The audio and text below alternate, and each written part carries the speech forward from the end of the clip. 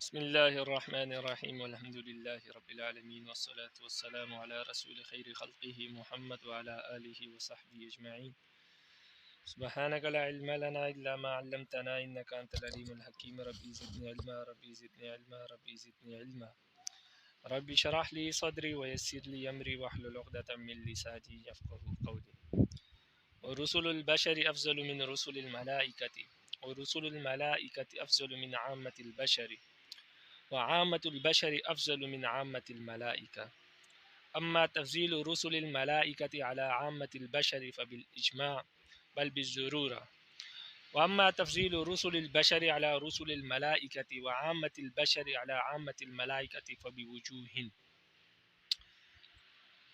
انشاءاللہ یہ ہمارا شرح العقائد کا آخری سبق ہے اور آج انشاءاللہ آپ کی کتاب ختم ہو جائے گی. تو اس آخری سبق میں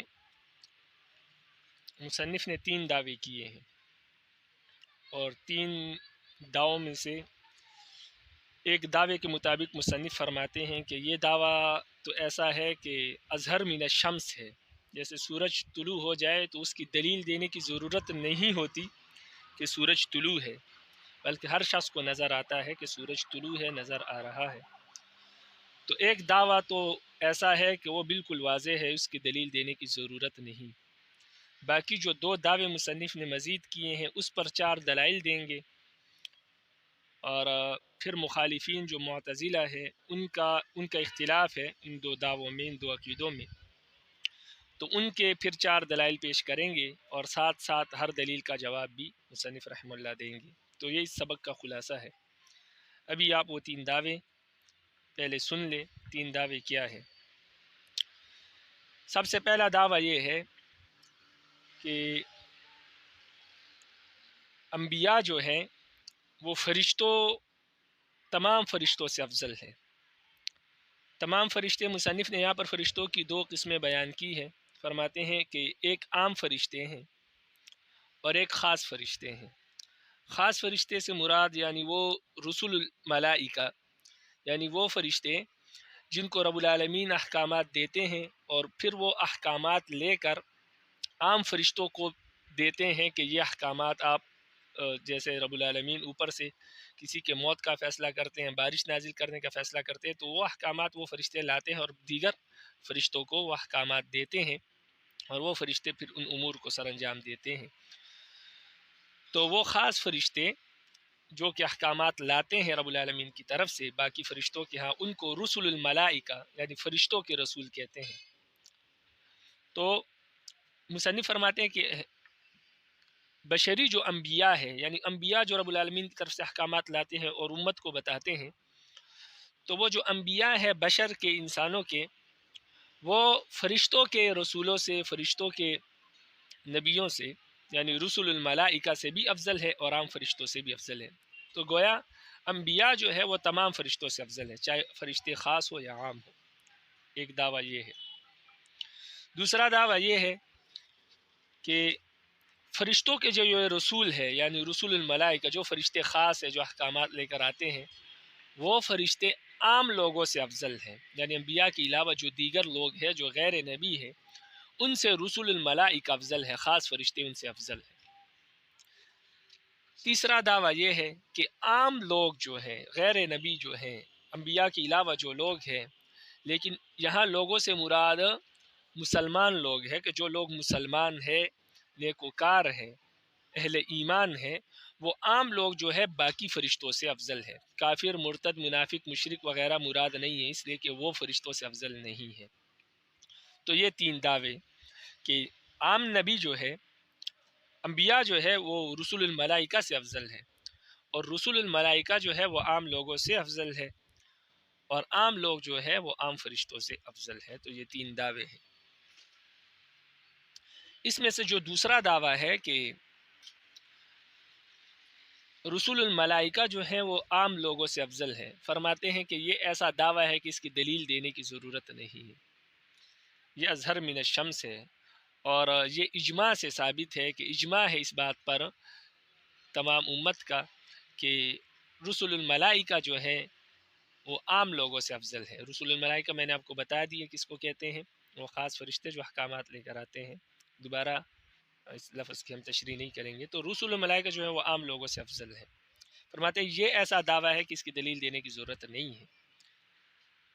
ہر شخص کو اس کا علم ہے اور اجماع سے ثابت ہے کہ رسول الملائکہ جو ہے وہ عام لوگوں سے افضل ہے. باقی رہ گئے دو دعوے کہ انبیاء جو ہے بشر کے جو رسول ہے، جو بشر ہے انسانوں کے جو رسول اور انبیاء ہے وہ تمام فرشتوں سے افضل ہے اور رسول الملائکہ سے بھی افضل ہے، اور عام لوگ جو ہے وہ عام فرشتوں سے افضل ہے. فرماتے یہ دو دعوے جو ہے یہ کئی وجوہ سے ثابت ہے، ان کی کئی دلائل ہیں، یہ بعض دلائل سے یہ دو دعوے ثابت ہے. اب ہم عبارت پڑھیں گے. عبارت آپ نے سن بھی لی شروع میں. تو عبارت میں جو رسول البشر ہے اس سے مراد صرف رسول نہیں ہے، اس سے مراد انبیاء ہے. یہاں انبیاء کو رسول سے تعبیر کیا گیا ہے. تو یہاں پر عام انبیاء ہے، جو بھی نبی ہے، کیونکہ رسول خاص ہے نبی عام ہے، تو انبیاء جو ہے وہ تمام فرشتوں سے افضل ہے. رسول الملائکہ آپ کو بتا دیے کس کو کہتے ہیں. عامت البشر بھی آپ کو بتا دیا کہ عام بشر سے یہاں کیا مراد ہے. عام انسان سے مراد جو وہ لوگ جو اہل ایمان ہے اور نیکوکار ہے. مشرک، کافر، بدعتی وغیرہ یہ عام فرشتوں سے افضل نہیں ہے. تو یہ تین باتیں ذہن میں رکھیں. ابھی ہم اس عبارت کا معنی کریں گے اسی مطابق. فرماتے وہ رسول البشر افضل من رسول الملائکہ، بشر کے جو رسول ہے یعنی بشر کے جو انبیاء ہے، انسانوں کے جو انبیاء ہے، افضل من رسول الملائکہ، وہ رسول الملائکہ سے افضل ہے. وہ رسول الملائکہ افضل من عامت البشر، اور رسول الملائکہ جو ہے وہ عام لوگوں سے، عام انسانوں سے افضل ہے. وعامت البشر من عامت الملائکہ، اور عام بشر جو ہے وہ عام فرشتوں سے افضل ہے. اما تفضیل رسل الملائکۃ علی عامت البشر فبالاجماع بل بالضرورہ. فرماتے ہیں جہاں تک رسول الملائکہ کا عام بشر سے افضل ہونا جو ہے یہ اجماع کے ساتھ ثابت ہے، بلکہ ضرورتاً ثابت ہے. یہ ایسی چیز ہے جس کے دلیل دینے کی ضرورت نہیں ہے، اس کو بھی ضرورہ کہتے ہیں. واما تفضیل رسل البشر علی رسل الملائکہ، اور انبیاء کا، انسانوں کے انبیاء کا فرشتوں کے رسول الملائکہ سے افضل ہونا، اور اسی طرح عامت البشر علی عامت الملائکہ، عام لوگوں کا عام فرشتوں سے افضل ہونا، فبوجوہ، یہ کئی وجوہ سے ثابت ہے، کئی دلائل سے ثابت ہے. الاول ان اللہ تعالی امر الملائکۃ بالسجود لآدم علیہ السلام علی وجہ التعظیم والتکریم بدلیل قوله تعالی حکایۃ عن ابلیس رأیتک هذا الذی کرمت علی وانا خیر منه خلقتنی من نار وخلقته من طین. ومقتضى الحکمت الامر للادنى بالسجود للاعلی دون العکس. فرماتے ہیں پہلی دلیل قرآن مجید کی یہ آیت ہے کہ رب العالمین نے فرمایا، فرشتوں کو حکم دیا رب العالمین نے کہ آدم کو سجدہ کرو. فسجدوا الا ابلیس اذ قلنا للملائکۃ اسجدوا لآدم، اور جب ہم نے فرشتوں سے کہا کہ آدم کو سجدہ کر، فسجدوا الا ابلیس، فرشتوں نے سجدہ کیا مگر ابلیس نے نہیں کیا.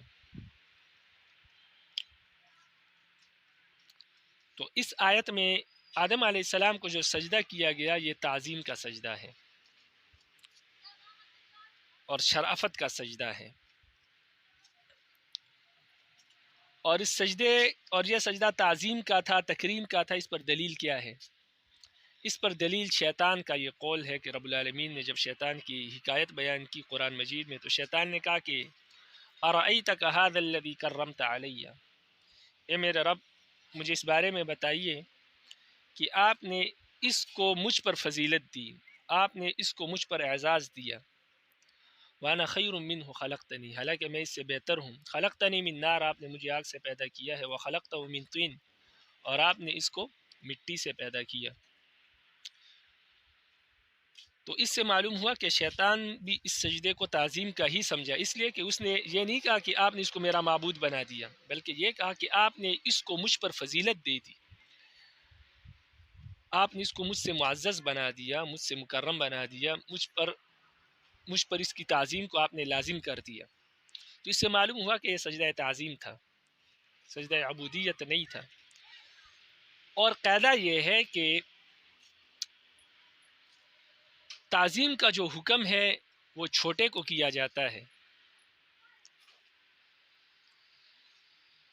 جو افضل ہوتا ہے اس کے لیے تعظیم کا حکم دیا جاتا ہے ان لوگوں کو جو غیر افضل ہوتے ہیں۔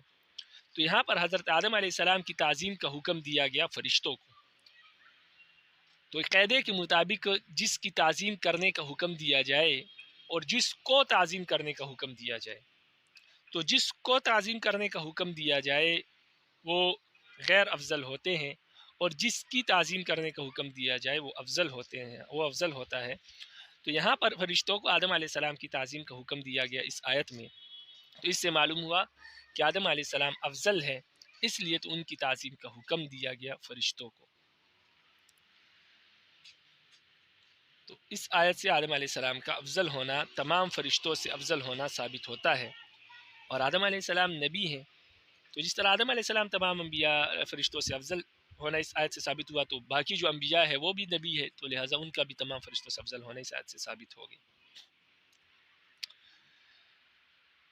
اور یہ فضیلت آدم علیہ السلام کے علم کی بنیاد پر تھی، کیونکہ آیت کو پیچھے سیاق و سباق سے پڑھے تو علم کی بنیاد پر رب العالمین نے فیصلہ کیا فرشتوں کے درمیان، اور فرشتوں نے پھر اقرار کیا جب ان کے پاس وہ علم نہیں آیا تو انہوں نے کہا کہ سبحانک لا علم لنا الا ما علمتنا انک انت العلیم الحکیم، پاک ہے وہ ذات، آپ پاک ہے، آپ جو ہمیں علم عطا کرتے ہیں ہمیں اس کا علم ہے، اور آپ حکمت والے ہیں، جاننے والے ہیں۔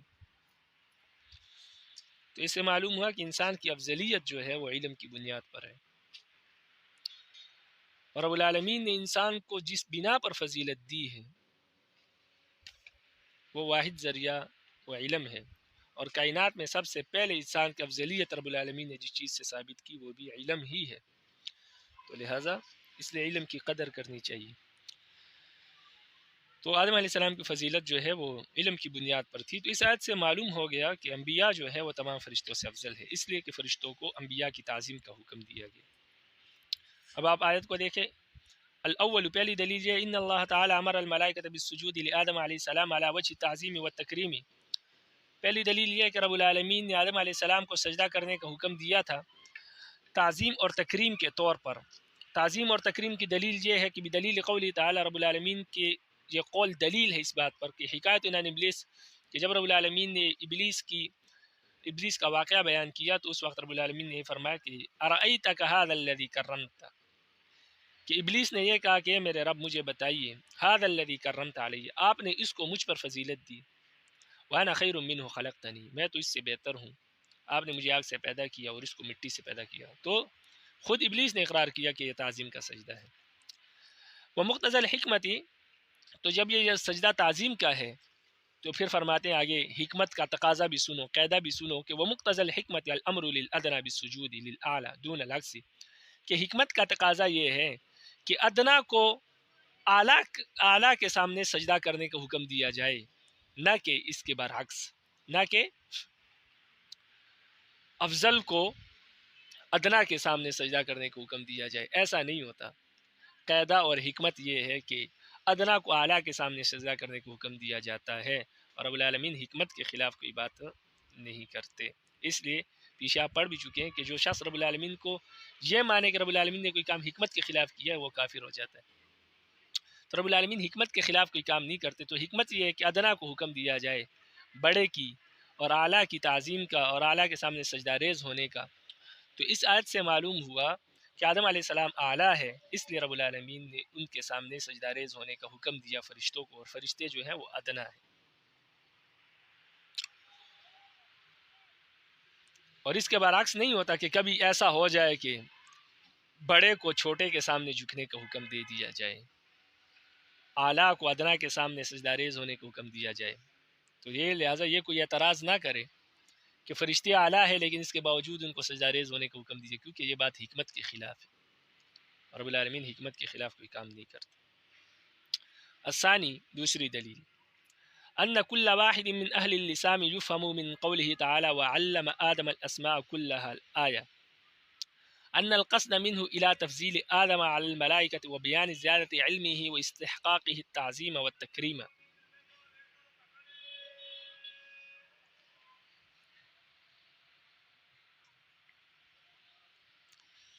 دوسری دلیل یہ ہے کہ ہر عربی جاننے والا شخص قرآن مجید کی اس آیت سے کہ وَعَلَّمَ آدَمَ الْأَسْمَاءَ كُلَّهَا کہ رب العالمین نے آدم علیہ السلام کو تمام چیزوں کے نام بتلائے. رب العالمین کا اس آیت سے ارادہ اور قصد یہ ہے کہ آدم علیہ السلام کو تمام فرشتوں پر فضیلت دی جائے، اور یہ فضیلت جو ہے ان کے علم کی زیادتی کی وجہ سے ان کا حق ہے کہ ان کی تعظیم کی جائے اور تکریم کی جائے، اس لیے کہ علم جتنا بڑا ہوگا اتنا ہی رب العالمین اس کو عزت سے نوازتے ہیں. تو جب آدم علیہ السلام کے علم کی بات رب العالمین نے کی تو فرمایا کہ سب کچھ ہم نے عطا کیا ان کو، تمام چیزوں کے نام عطا کیے. تو اس آیت سے رب العالمین کا مطلب یہ ہے کہ آدم علیہ السلام علم میں فرشتوں سے برتر تھے، اور فرشتوں سے زیادہ علم ہم نے ان کو عطا کیا، اور پھر زیادہ علم کی وجہ سے پھر وہ زیادہ حق رکھتے ہیں کہ وہ زیادہ بڑے ہوں، زیادہ عظمت والے ہوں فرشتوں سے، اور زیادہ عزت والے اور شرافت والے ہوں فرشتوں سے. تو اس آیت سے بھی آدم علیہ السلام کی فضیلت ثابت ہوتی ہے، اس لیے کہ اس آیت میں علم، آدم علیہ السلام کے علم کی بات کی گئی ہے. اور آپ کو پہلے بتایا کہ جس کا علم جتنا زیادہ ہوتا ہے، جتنا بڑا ہوتا ہے، اس کی عزت اور فضیلت بھی اتنی بڑی ہوتی ہے. تو جو بڑا عالم ہے وہ دوسروں سے افضل ہوتا ہے علم کے اعتبار سے. تو آدم علیہ السلام کا علم زیادہ ہے، اور رب العالمین کے ہاں جو فضیلت کے معیار ہے وہ بھی تقوی اور علم کی بنیاد پر ہے، اور اصل علم ہوتا ہی وہی ہے جس پر عمل کیا جائے. امام شافعی نے اپنے شاگردوں سے پوچھا کہ علم کیا چیز ہے، تو لوگوں نے کہا، شاگردوں نے کہا کہ جاننے کا نام ہے، سیکھنے کا نام ہے. کسی نے کیا کہا، کسی نے کیا. امام شافعی رحمہ اللہ نے فرمایا کہ علم نام ہے اس چیز کا کہ جو چیز آپ سیکھ لے اس پر عمل کیے بغیر آپ کو چین نہ آئے، تو یہ علم ہے. اور جو آپ نے سیکھ لیا، اپنے سینے میں محفوظ کر لیا، باقی کوئی عمل نہیں ہے اس کے مطابق، تو وہ علم نہیں ہے، وہ معلومات ہے. تو علم ہوتا ہی وہی ہے جس پر عمل کیا جائے. تو رب العالمین کے ہاتھ تقوی کا معیار بھی علم، افضلیت کا معیار بھی علم اور تقوی ہے. گویا دونوں ایک ہی چیز ہے. تقوی بھی اسی کو کہتے ہیں کہ آپ اپنے علم کے مطابق عمل کریں. بہرحال اس آیت سے آدم علیہ السلام کی فضیلت ثابت ہوتی ہے، اس لیے کہ اس آیت میں آدم علیہ السلام کی کہ علم کو فرشتوں کے علم سے زیادہ بتلایا گیا ہے. تو اس زیادتی علم کی وجہ سے وہ زیادہ تعظیم اور زیادہ تکریم کے مستحق ہے.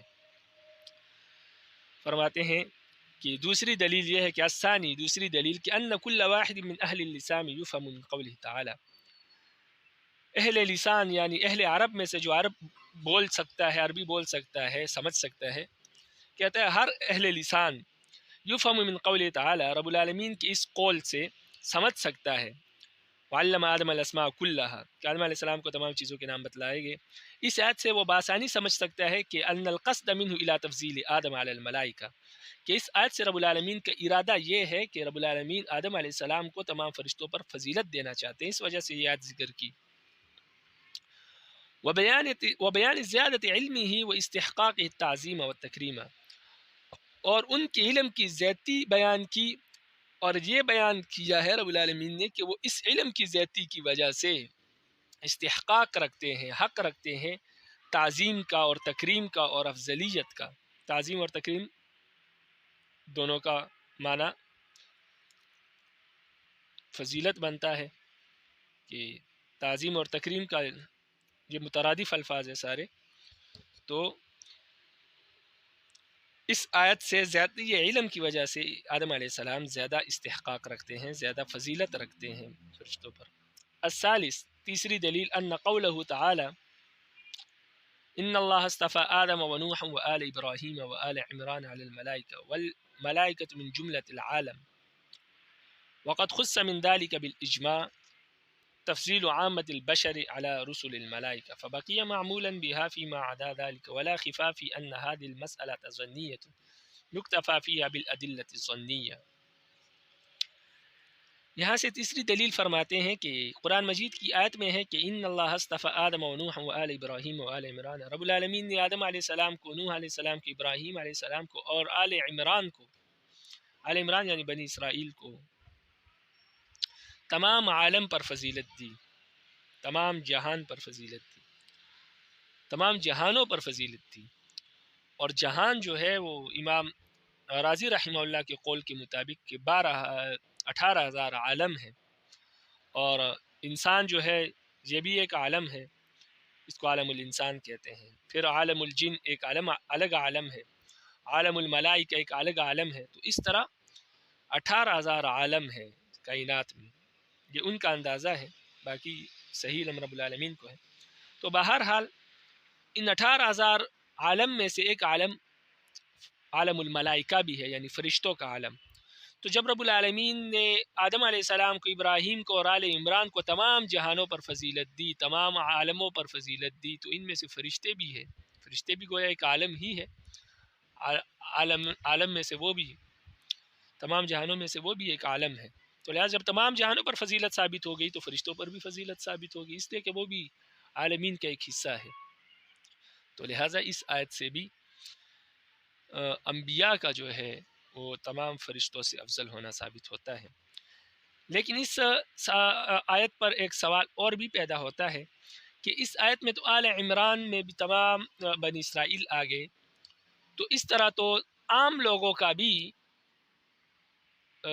تمام فرشتوں سے افضل ہونا ثابت ہوتا ہے. حالانکہ آپ نے پیچھے یہ کہا کہ عام لوگ جو ہے وہ عام فرشتوں سے افضل ہے، خاص فرشتے جو رسول الملائکہ ہے ان سے افضل نہیں ہے. تو پھر آپ کا یہ کہنا کہ اس آیت میں جو ہے تمام فرشتوں پر فضیلت ثابت ہوتی ہے اور آپ صرف انبیاء مراد لیتے ہیں، حالانکہ اس آیت میں تو عام لوگوں کی بھی فضیلت تمام فرشتوں پر ثابت ہوتی ہے، اور یہ آپ کے دعوے کے مطابق ٹھیک نہیں ہے. تو فرماتے ہیں کہ اصل بات یہ ہے کہ یہ آیت مخصوص منہ الباس کے قبیل سے ہے، مخصوص منہ الباس کے قبیل سے ہے. آپ نے نور الانوار میں اور اصول الشاشی وغیرہ اصول فقہ کی کتابوں میں پڑھا ہوگا کہ خاص کی دو قسمیں ہیں. ایک تو خاص ہے جس میں کوئی تعویل وغیرہ ممکن نہ ہو، اور ایک خاص مخصوص منہ البعض ہوتا ہے کہ لفظ ایک مدلول پر دلالت کرتا ہے، لیکن ان میں سے بعض چیزوں کو، بعض لوگوں کو خاص کر لیا جاتا ہے، اور وہ خاص یا تو حدیث مشہور کی وجہ سے کیا جاتا ہے یا اجماع کی وجہ سے کیا جاتا ہے. تو یہاں پر اس آیت میں تمام لوگوں کی فضیلت انبیاء فرشتوں پر ثابت ہوتی ہے، تمام فرشتوں پر تمام لوگوں کی فضیلت ثابت ہوتی ہے.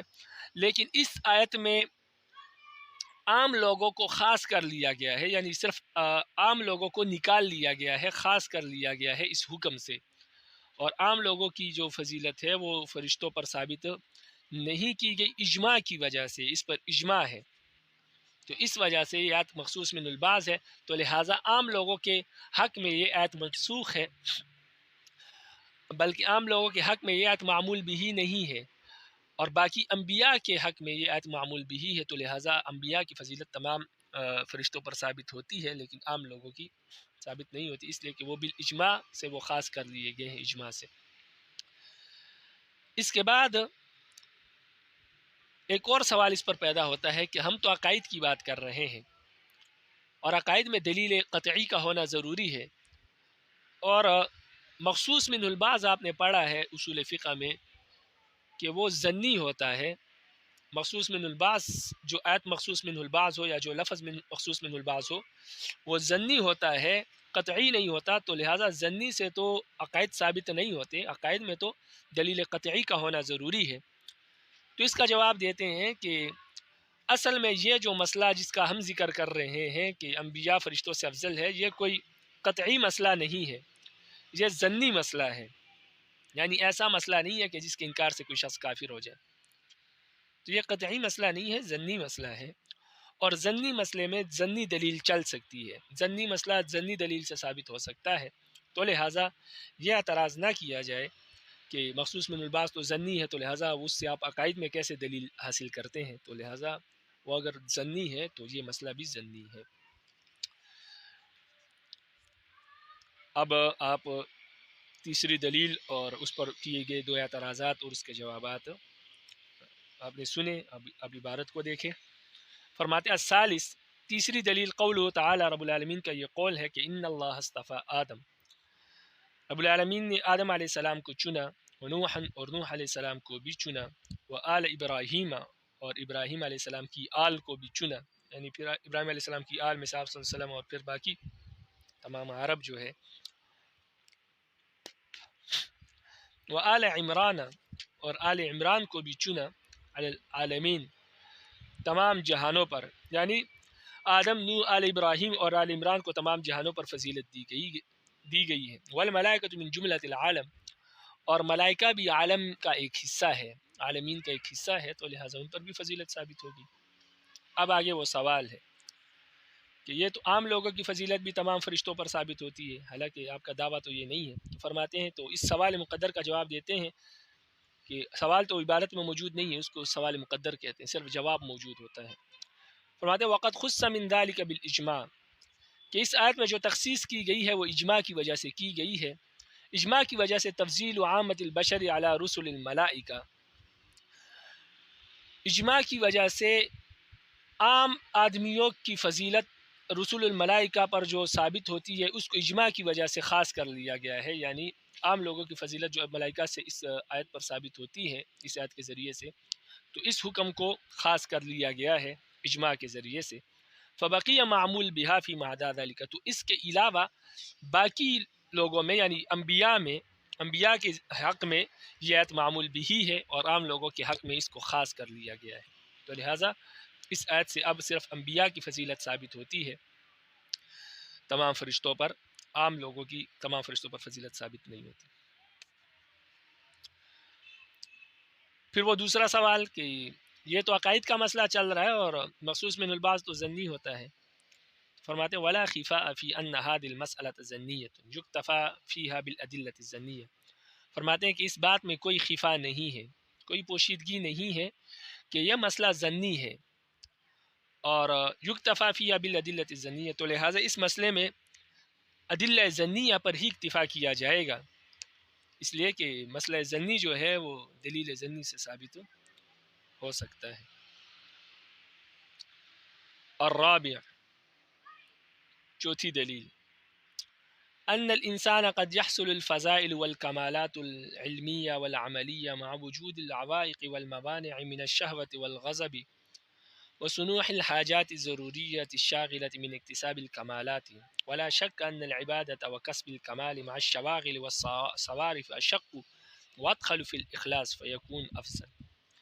فرماتے ہیں کہ آپ کو معلوم ہے کہ بعض انسان علمی اور عملی کمالات تک پہنچ جاتے ہیں، علم اور عمل میں کمال حاصل کرتے ہیں، باوجود اس کے کہ بہت سارے موانع اور بہت ساری رکاوٹیں اور بندشیں موجود ہوتی ہے۔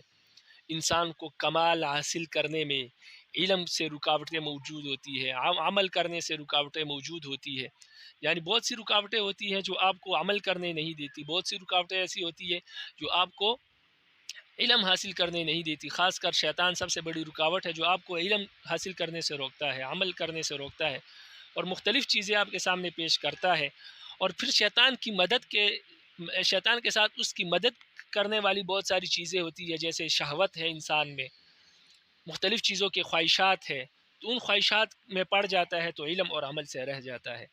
پھر اسی طرح غصہ ہے، غصے کی وجہ سے شیطان انسان کو علم سے عمل سے روک دیتا ہے۔ اسی طرح مختلف حاجات ہے، ضروریات ہے، مشغولیات اور مصروفیات ہے انسان کے، کہ شیطان اس میں کاروبار میں ان چیزوں میں اس کو ڈال دیتا ہے، اور یہ مصروفیات اور یہ شیطان کی بندشیں اور موانع اور یہ شہوات اور ضروریات جو ہے انسان کو کمال حاصل کرنے سے روکتے ہیں، لیکن اس کے باوجود بھی انسان ان تمام رکاوٹوں کو اور ان تمام بندشوں کو، ان تمام حاجات اور ضروریات کو پھلانگتے ہوئے انسان علم اور عمل کے کمال تک پہنچ جاتا ہے۔ اور اس بات میں کوئی شک نہیں ہے کہ جو انسان مصروفیات کے موانع اور بندشوں کے باوجود کمال حاصل کرے، یہ بہت زیادہ سخت بات ہے، بہت مشکل بات ہے، اور یہ مشکل بات انسان حاصل جب کر لیتا ہے تو یہ اس بات پر دلیل ہے کہ اتنی مشکلوں کے باوجود جب یہ عمل کرتا ہے اور جب یہ علم حاصل کرتا ہے، یہ اس کے اخلاص کی دلیل ہے کہ یہ بندہ رب العالمین کے ساتھ مخلص ہے، تبھی اتنی تمام رکاوٹوں، بندشوں کے اور شیطان کے ہتھ کنڈوں کے باوجود یہ شخص علم بھی حاصل کرتا ہے اور رب العالمین کے لیے عمل بھی کرتا ہے، تو اس شخص کے اخلاص پر مخلص ہونے کی دلیل ہے۔ اور جس شخص میں اخلاص جتنا زیادہ ہوتا ہے تو وہ اتنا زیادہ افضل ہوتا ہے۔ تو اس سے معلوم ہوا کہ فرشتوں کو کمال سے روکنے والی کوئی چیز نہیں ہے، اور انسان کو کمال سے روکنے والی ان گنت چیزیں موجود ہیں، لیکن اس کے باوجود انسان کمال کو حاصل کر لیتا ہے، لیکن فرشتے اس کمال تک نہیں پہنچ سکتے۔ ان کو جو کمال رب العالمین نے دیا ہے اسی پر وہ ٹھہرے ہیں، مزید کچھ حاصل نہیں کر سکتے۔ تو انسان تمام بندشوں اور رکاوٹوں کے باوجود جب یہ کمال حاصل کرتا ہے تو اس سے معلوم ہوتا ہے کہ انسان کا یہ کمال حاصل کرنا یہ اس کے مخلص ہونے اور اخلاص پر ہونے کی دلیل ہے، اور اس کا اخلاص جو ہے فرشتوں سے بڑھ کر ہے۔ تو جب اس کا اخلاص فرشتوں سے بڑھ کر ہے تو پھر یہ بھی فرشتوں سے بڑھ کر ہے، پھر یہ بھی فرشتوں سے افضل ہے، اس لیے کہ اخلاص جتنا زیادہ ہوتا ہے افضلیت بھی اسی کے مطابق ہوتی ہے۔ اسی طرح انسان کی نہیں بلکہ ہر چیز کا دار و مدار اخلاص پر ہے۔ آپ عمل کرتے ہیں، نماز پڑھتے ہیں، کوئی روزہ، زکوٰۃ، حج وغیرہ، یا کسی کی مدد کرتے ہیں، تو اس عمل میں جتنا اخلاص ہوگا اتنا وہ عمل وزنی ہوگا، اتنا وہ عمل دوسروں سے افضل ہوگا۔ اس کی مثال ایسی ہے کہ آپ صلی اللہ علیہ وسلم کا ایک سجدہ باقی تمام امت کے تمام سجدے اور تمام عبادتوں کو ملا کر اس کے ساتھ ترازو میں رکھا جائے تو آپ صلی اللہ علیہ وسلم کا ایک سجدہ باری ہو جائے گا۔ حالانکہ اگر گنتی میں لیا جائے تو وہ ایک سجدہ ہے، دوسری طرف کروڑوں اربوں کھربوں سجدے موجود ہیں، عبادات موجود ہیں۔ تو گنتی میں تو امت کے سجدے اور عبادتیں بہت زیادہ ہیں، لیکن وزن کے اعتبار سے آپ صلی اللہ علیہ وسلم کا ایک سجدہ ان پر باری ہے، اس لیے کہ جس اخلاص سے وہ سجدہ کیا گیا ہے وہ اخلاص پوری امت کو نصیب نہیں۔ اس سے معلوم ہوا کہ افضلیت کی بنیاد جو ہے وہ اخلاص پر ہے، اور انسان جب تمام موانع کے باوجود، بندشوں رکاوٹوں کے باوجود کمال حاصل کرتا ہے اور عمل کرتا ہے رب العالمین کے لیے، یہ اس کے پر اخلاص ہونے کی دلیل ہے۔ تو جب اس میں اخلاص اس حد تک موجود ہے تو لہٰذا پھر یہ فرشتوں سے افضل بھی ہو گیا، اس لیے کہ ان کو عمل سے روکنے والی کوئی چیز موجود نہیں ہے، اور اس کے باوجود بھی وہ اس کمال کو حاصل نہیں کر پاتے جس کو انسان حاصل کر لیتا ہے۔ اب عبارت کو دیکھے، فرماتے ہیں الرابع، چوتھی دلیل یہ ہے کہ ان الانسان قد يحصل الفضائل والکمال او الکمالات العلمیہ والعملیہ مع وجود العوانق والموانع من الشہوات والغضب وصنوع الحاجات ضروریت الشاغلۃ عن اکتساب الکمالات۔ اور فرماتے ہیں چوتھی دلیل یہ ہے کہ انسان کبھی کبھار فضائل حاصل کر لیتا ہے اور یا کمالات علمیہ اور عملیہ حاصل کر لیتا ہے باوجود بندشوں اور رکاوٹوں کے، جیسے کہ شہوت ہے، غصہ ہے، حاجات اور ضروریات ہے جو انسان کو کمال حاصل کرنے سے روکتی ہے، اور اس سب سے بڑھ کر شیطان موجود ہے اور اس کے ہتھ کنڈے انسان کو روکتے ہیں کمال حاصل کرنے سے۔ ولا شک، اور اس بات میں کوئی شک نہیں ہے کہ ان العبادت و کسب الکمال، عبادت کرنا اور کمال حاصل کرنا مع وجود الشواغل والصوارف، مشغولیتوں کے باوجود اور ایسی چیزوں کے باوجود جو آپ کو روکتی ہے وہ کمال حاصل کرنے سے، اس کے باوجود کمال حاصل کرنا اور عبادت کرنا اشق، یہ بہت گراں چیز ہے، بہت مشکل چیز ہے۔ اور جب یہ مشکل ہے اور انسان اس کو حاصل کرتا ہے، اس مشکل کو پھلانگتا ہے، برداشت کرتا ہے، تو فرماتے ہیں وہ ادخل فی الاخلاص، اور بہت پرمخلص بھی ہے یہ بات، اس میں بہت زیادہ اخلاص بھی ہے کہ جب انسان تمام چیزوں کے باوجود علمی اور عملی کمال حاصل کرتا ہے، تو جب اخلاص سے بھرپور ہے یہ بات فیکون افضل، تو پھر یہ بات افضل بھی ہے سب سے، اور جب یہ افضل ہے تو پھر انسان بھی سب سے افضل ہے، اس لیے کہ جتنا اخلاص ہوتا ہے اس کے مطابق افضلیت ہوتی ہے۔ تو لہٰذا اس عقلی دلیل سے بھی ثابت ہوا کہ انسان جو ہے وہ فرشتوں سے افضل ہے۔ تو یہ چار دلیلیں ہو گئی اہل سنت والجماعت کے جو دو دعوے تھے اس کو ثابت کرنے کے لیے، اور ایک دعویٰ تو بالاجماع اور بالضرورہ ثابت ہے، اس کی دلیل دینے کی ضرورت نہیں۔ وذهبت المعتزلة والفلاسفة وبعض الأشاعرة إلى تفضيل الملائكة وتمسكوا بوجوه.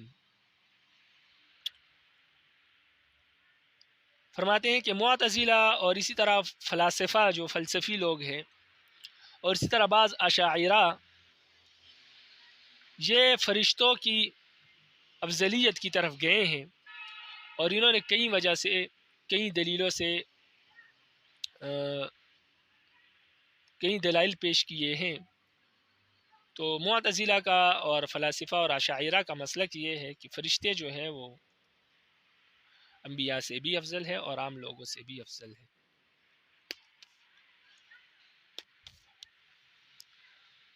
اور اس پر فلاسفہ اور معتزلہ اور اشاعرہ یہ تمام مل کر 4 دلیلیں پیش کرتے ہیں اپنے اس دعوے پر. مصنف رحمہ اللہ یہ 4 دلائل بھی ذکر کریں گے اور ساتھ ساتھ ہر دلیل کا جواب بھی دیتے جائیں گے. تو اشاعرہ تو ابو الحسن اشعری رحمہ اللہ کے پیروکار ہیں جو کہ شوافع ہیں یا عقائد ظنیہ میں، کیونکہ عقائد قطعیہ میں کسی کی تقلید جائز نہیں ہے بلکہ وہ قرآن و حدیث سے جو ثابت ہے بس اس پر ایمان لائیں گے ہم. جیسے اللہ ایک ہے، اس میں کسی کی تقلید کرنے کی ضرورت نہیں ہے. نماز فرض ہے، اس میں کسی کی تقلید کرنے کی ضرورت نہیں ہے. لیکن جو ظنی عقائد ہے جیسے کہ یہ چل رہا ہے فرشتے افضل ہے، انبیاء افضل ہے، کون افضل ہے، تو اس میں جو عقائد میں ماہر ہے اس کی تقلید کرنی پڑے گی.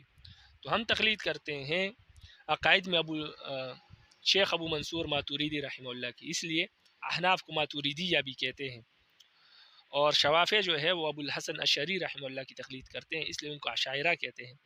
لیکن یہاں پر بعض اشاعرہ کہا، یعنی اشاعرہ میں سے 1-2 بندوں کا مسلک یہ ہے کہ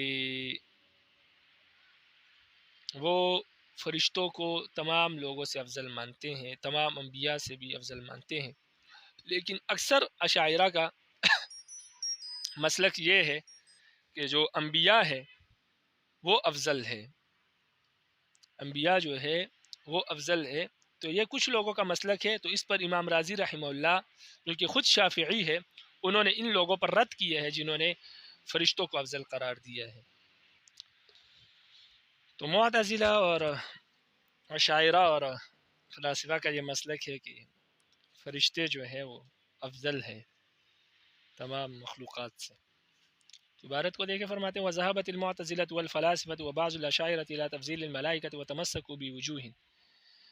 فرماتے ہیں کہ معتزلہ اور فلاسفہ اور بعض اشاعرہ فرشتوں کی فضیلت کی طرف گئے ہیں اور انہوں نے کچھ دلائل سے دلیل پکڑی ہے، یعنی کچھ دلائل پیش کیے ہیں. الاول، پہلی دلیل ان کی ہے کہ ان الملائکۃ ارواح مجردۃ کاملۃ بالعقل مبرأۃ عن مبادئ الشرور والآفات كالشہوۃ والغضب وعن ظلمات الہیولہ والصورۃ قویۃ علی افعال العجیبۃ عالمۃ بالکوائن ماضیہا وآتیہا من غیر غلط. فرماتے ہیں کہ فرشتے جو ہیں وہ اس لیے افضل ہے کہ فرشتے مطلق روح ہیں، جسم نہیں ہے، اور روح جو ہے وہ جسم سے افضل ہوتی ہے. اسی طرح ان کا عقل کامل ہے، اور جس کا عقل جتنا کامل ہوتا ہے وہ اتنا ہی افضل ہوتا ہے. اور اسی طرح وہ شرور اور فتنوں سے، جیسے کہ شہوت اور غضب، یعنی شرور اور فتنوں کے جو محرکات ہیں ان سے بھی فرشتے پاک ہیں. عن ظلمت الہیولہ، اسی طرح ہیولہ کی ظلمت اور تاریکی سے بھی وہ پاک ہے. ہیولہ کہتے ہیں کہ 2 چیزوں کو آپس میں ملا کر جوڑا جائے اور اس سے کوئی ایک چیز بنائی جائے، جیسے روح اور جسم کو جوڑ کر انسان بنایا گیا یا کوئی اور مخلوق بنائی گئی. تو فرماتے ہیں کہ وہ ہیولہ سے پاک ہے، ہیولہ کی تاریکیوں سے اور اس کی گندگیوں سے پاک ہے. اور اس طرح صورت سے بھی پاک ہے، شکل و صورت بھی نہیں ہے ان کی. اور اسی طرح فرشتے جو ہیں وہ عجیب اور غریب کاموں پر قادر ہے، بارش برسانا، بادلوں کو آگے پیچھے لے کر جانا، زلزلے بپا کرنا، یہ تمام امور جو ہے اس طرح ہواؤں میں اڑنا، یہ تمام امور جو ہے انسانی دسترس سے باہر ہے، اور فرشتے ان کو سر انجام دیتے ہیں. تو لہذا جتنے بڑے امور سر انجام دیتے ہیں اتنی ان کی افضلیت بھی ہے. عالمۃ بالقوائن ماضیہا وآتیہا من غیر غلط. اور فرماتے ہیں اسی طرح فرشتے جو ہیں وہ آنے والی گزرے ہوئے واقعات کو اور مستقبل میں آنے والے واقعات کو جانتے ہیں، اور اس میں وہ غلطی بھی نہیں کرتے، وہ بالکل پورا پورا جانتے ہیں، ان کو کمال حاصل ہے اس میں. اور جتنا علم تام ہوتا ہے اتنی ہی افضلیت زیادہ ہوتی ہے، تو لہٰذا ان کا علم زیادہ ہے کیونکہ ماضی اور مستقبل کے تمام واقعات کا ان کو علم ہے. والجواب ان مبنى ذلك على اصول الفلسفیہ دون الاسلامیہ. مصنف نے اس کا مختصر جواب دیا ہے، اور مختصر جواب میں مصنف نے بہت کچھ کہہ دیا. فرماتے ہیں کہ آپ کی یہ جو دلیل ہے یہ فلاسفہ کے اصول پر مبنی ہے، اسلامی اصول پر مبنی نہیں ہے. یعنی یہ جو دلائل آپ نے پیش کیے ہیں، یہ جو باتیں آپ نے کی ہیں، یہ فلاسفہ کا عقیدہ ہے کہ فرشتوں کو یہ چیزیں حاصل ہے، مسلمانوں کا یہ عقیدہ نہیں ہے. تو لہٰذا اس میں آپ نے جتنی باتیں کی اس میں اکثر غلط ہے. آپ نے یہ کہا کہ فرشتے روح ہے مطلق، تو فرشتے مطلق روح نہیں ہے، فرشتے جو ہے وہ جسم لطیف ہے. مسلمانوں کا یہ عقیدہ ہے، اسلام تو یہ کہتا ہے. اسی طرح آپ نے کہا کہ فرشتے حیولہ اور صورت کی ظلمت سے پاک ہے، تو یہ بھی درست نہیں ہے. حدیث میں ان کی صورتیں بیان کی گئی. آپ نے یہ کہا کہ وہ عجیب غریب افعال پر قادر ہے، ٹھیک ہے لیکن اس کے بعد آپ نے کہا کہ فرشتے ماضی اور آنے والے مستقبل کے حالات کو جانتے ہیں، واقعات کو جانتے ہیں. تو ہم اس بات کو تسلیم نہیں کرتے، یہ بات آپ کی درست نہیں ہے، یہ بات غلط ہے.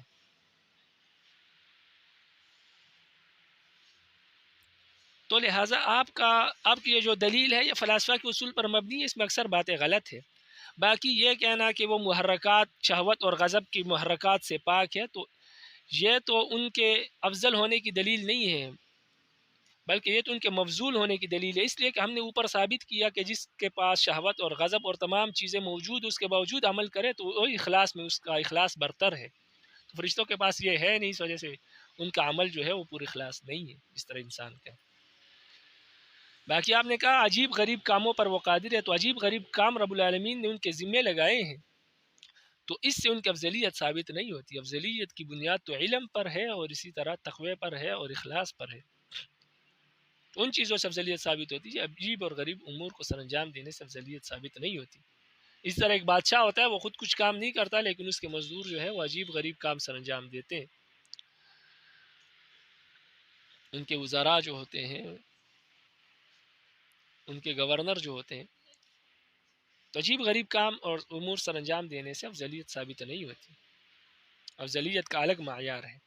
تو ایک دو باتیں ہیں جو آپ نے کی وہ درست ہے، باقی تو آپ کی دلیل ہی پوری غلط ہے، فلاسفہ کے اصول پر ہے، اسلامی اصول پر نہیں ہے. اور جو ایک دو باتیں آپ نے ٹھیک کی ہے اس سے افضلیت ثابت نہیں ہوتی. تو اب آپ دیکھیں اس دلیل کو. فرماتے الاول، پہلی دلیل یہ ان الملائکۃ ارواح مجردۃ کاملۃ بالعقل. فرماتے ہیں کہ فرشتے جو ہے وہ مطلق روح ہے اور عقل ان کا کامل ہے. مبرات عن المبادئ الشرور والآفات، اور وہ شرور اور آفات کی محرکات سے پاک ہے جیسے کہ شہوت اور غضب. عن ظلمات الحیولہ والصورہ، اور صورت اور حیولے کے ظلمات سے پاک ہے. قویۃ علی افعال العجیبہ، عجیب غریب افعال کے سر انجام دینے پر وہ قدرت رکھتے ہیں. عالمۃ بالقوائن ماضیہا وآتیہا من غیر غلط، ماضی اور مستقبل کے آنے والے واقعات اور حوادثات کو وہ جانتے ہیں من غیر غلط، اور صحیح جانتے ہیں، اس میں ان کی کوئی غلطی ان سے سرزد نہیں ہوتی. والجواب، اس دلیل کا جواب یہ ہے کہ ان مبنى ذلك على اصول الفلسفیہ دون الاسلامیہ. یہ جو دلیل ہے یہ فلاسفہ کے اصول پر مبنی ہے، اسلامی اصول پر مبنی نہیں ہے. مصنف نے صرف اتنی بات کی اور میں نے اس بات کی آپ کو ساری تشریح بتا دی ہے، اس کو ذہن میں رکھیں. الثانی، دوسری دلیل ہے ان الانبیاء مع کونہم افضل البشر یتعلمون ویستفیدون منہ بدلیل قوله تعالی علمہ شدید القوی. وقوله تعالى نزل به الروح الأمين ولا شك أن المعلم أفضل من المتعلم والجواب أن التعليم من الله تعالى والملائكة إنما هي المبلغون. دوسری دلیل یہ ہے کہ انبیاء باوجود اس کے کہ بشر میں انسانوں میں سب سے افضل جو ہوتے ہیں وہ انبیاء ہوتے ہیں، لیکن اس کے باوجود انبیاء جو ہے وہ فرشتوں سے علم سیکھتے ہیں، فرشتوں سے استفادہ کرتے ہیں. اور اس پر دلیل رب العالمین کا یہ قول ہے کہ نزل به علمہ شدید القوہ.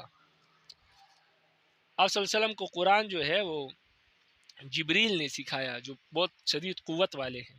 نزل به الروح الامین، اس قرآن کو نازل کیا، لے کر آئے روح الامین یعنی جبریل علیہ السلام.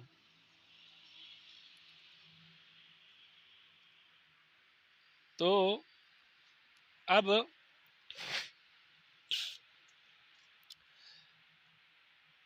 ان آیات سے پتہ لگتا ہے کہ قرآن کو نازل کر کے آپ صلی اللہ علیہ وسلم کو بتانے والے، سکھانے والے جبریل امین ہیں. تو اس سے معلوم ہوا کہ جبریل علیہ السلام آپ صلی اللہ علیہ وسلم کے استاذ ہیں، انہوں نے سکھایا آپ کو. اور اس بات میں کوئی شک نہیں ہے کہ استاذ جو ہوتا ہے وہ طالب علم سے افضل ہوتا ہے. لہٰذا جبریل اور باقی فرشتے جو ہے وہ آپ صلی اللہ علیہ وسلم سے افضل ہیں اور باقی تمام انبیاء سے افضل ہے. تو اس کا جواب مصنف نے یہ دیا کہ آپ کو غلط فہمی ہوئی ہے، جبریل جو ہے وہ آپ صلی اللہ علیہ وسلم کی استاذ نہیں ہے. جبریل صرف آپ صلی اللہ علیہ وسلم رب العالمین کی طرف سے آپ صلی اللہ علیہ وسلم کے پاس پیغام لانے والے ہیں، پیغام رساں ہیں، استاذ نہیں ہیں. علم سکھانے والے خود رب العالمین کی ذات ہے، استاذ رب العالمین کی ذات خود ہے آپ صلی اللہ علیہ وسلم کی، جبریل نہیں. اس کی مثال یوں سمجھے کہ جیسے پہلے دور میں ڈاکیا ہوتے تھے، آج کل بھی ہے، لیکن پہلے دور میں جب کوئی عالم کو کوئی مسئلہ درپیش ہوتا تو وہ اپنے سے بڑے عالم کی طرف رجوع کرتا، لیکن رجوع کا طریقہ کار یہ ہوتا کہ وہ اس طرف خط لکھتا. وہ ڈاکیا خط لے کر جاتا، اس کا سوال وہاں پہنچتا. وہ بڑا عالم جو ہے، یہ بزرگوں اور اکابرین کے واقعات بہت سارے ہیں جس میں خطوط لکھے گئے ان کی طرف سے، دیگر علماء کی طرف سے ان کو، اور انہوں نے جوابات دیے ہیں. تو وہ خط لکھے جاتے ان کو، اور وہ پھر اسی خط کے دوسری طرف اس سوال کا جواب لکھ کر واپس بھیج دیتے تھے. تو اب یہ خط کا جواب لکھ کر وہ اکابرین جو ہے وہ اسی ڈاکیا کو دیتے تھے. وہ ڈاکیا واپس آ کر اس پہلے والے عالم کو وہ خط دیتا تھا. تو اب وہ خط وہ پڑھتا اور اس سے اس کا مسئلہ حل ہو جاتا، جو اس کے شکوک اور شبہات ہوتے وہ حل ہو جاتے، اس کو مسئلے کا علم ہو جاتا. اب کوئی یہ کہے کہ یہ جو ڈاکیا ہے یہ اس عالم کا استاذ ہے، اس وجہ سے کہ اس نے جو خط دیا ہے اس نے اس کو سمجھایا، اس کی وجہ سے اس کو مسئلہ سمجھ میں آیا. تو مسئلہ تو اصل میں سمجھانے والے وہ اکابرین ہے، وہ بڑے عالم ہے جنہوں نے خط کا جواب لکھا. باقی یہ ڈاکیا کی حیثیت تو صرف وہاں سے لا کر ان کو دینے کی ہے، ایک ذریعہ ہے، ایک رابطہ ہے. تو اسی طرح جبریل بھی ایک ذریعہ اور ایک رابطہ ہے، وہ استاذ نہیں ہے، استاذ رب العالمین کی ذات خود ہے. تو لہٰذا ہم آپ کی بات کو مانتے ہیں کہ استاذ جو ہے وہ طالب علم سے افضل ہوتا ہے، اپنے شاگرد سے افضل ہوتا ہے، لیکن یہ تب جب کہ اس کا استاذ ہونا ثابت بھی ہو. یہاں پر تو جبریل کا استاذ ہونا ثابت نہیں ہوتا، وہ صرف پیغام رساں کا کام کر رہے ہیں. جس طرح یہ موبائل ابھی پیغام رساں کا کام کر رہا ہے. اب کوئی کہے کہ آپ کو استاذ موبائل ہے، تو موبائل نہیں ہے، موبائل صرف ایک ذریعہ، ایک رابطہ ہے. تو اسی طرح جبریل علیہ السلام ایک رابطہ، ایک ذریعہ ہے، باقی علم سکھانے والے خود رب العالمین کی ذات ہے. اور سورۃ الاعلیٰ میں رب العالمین نے خود آپ صلی اللہ علیہ وسلم کو بتایا کہ آپ جلدی نہ پڑھا کریں. ہم آپ کو سکھائیں گے انشاءاللہ، آپ نہیں بھولیں گے، پھر ہم آپ کو سکھائیں گے۔ رب العالمین نے کہا ہم سکھائیں گے۔ تو اس آیت سے معلوم ہوتا ہے کہ آپ صلی اللہ علیہ وسلم کو سکھانے والی ذات رب العالمین کی ذات خود ہے، وہ آپ کی استاد، جبریل نہیں۔ اب آپ اس دلیل کو دیکھیں اور اس کے جواب کو بھی۔ الثانی، دوسری دلیل یہ ہے کہ معتزلہ اور فلاسفہ اور اشاعرہ کی کہ ان الانبیاء مع کونہم افضل البشر یتعلمون ویستفیدون منہم بدلیل قول تعالی علمہ شدید القوہ۔ فرماتے ہیں کہ دوسری دلیل یہ ہے کہ انبیاء کا باوجود اس کے کہ وہ بشر میں سب سے افضل ہوتے ہیں، اس کے باوجود وہ علم سیکھتے ہیں اور استفادہ کرتے ہیں منہم فرشتوں سے، بدلیل قول تعالی، اس پر دلیل رب العالمین کا یہ قول ہے کہ علمہ شدید القوہ، کہ رب آپ صلی اللہ علیہ وسلم کو سکھانے والے جبریل ہیں، جبریل نے سکھایا ان کو قرآن۔ وقول تعالی، اور اسی طرح رب العالمین کا یہ قول کہ نزل بالروح الامین، کہ قرآن مجید کو نازل کرنے والے یعنی لے کر آنے والے وہ جبریل امین ہے، یعنی روح الامین ہے، روح الامین سے مراد جبریل امین۔ ولا شک، اور اس بات میں کوئی شک نہیں ہے کہ ان المعلم افضل من المتعلم، کہ استاد جو ہے وہ اپنے شاگرد سے افضل ہوتا ہے۔ والجواب، جواب یہ کہ ان التعلیم من اللہ تعالی والملائکۃ انما هی المبلغون، فرمایا کہ تعلیم دینے والے، سکھانے والے رب العالمین کی ذات خود ہے، والملائکۃ انما هی المبلغون، اور فرشتے جو ہے وہ تو صرف سکھانے والے، وہ تو صرف پیغام رسا ہے، پہنچانے والے ہیں، وہ سکھانے والے نہیں ہیں۔ تو فرشتوں نے نہیں سکھایا، رب العالمین نے خود سکھایا۔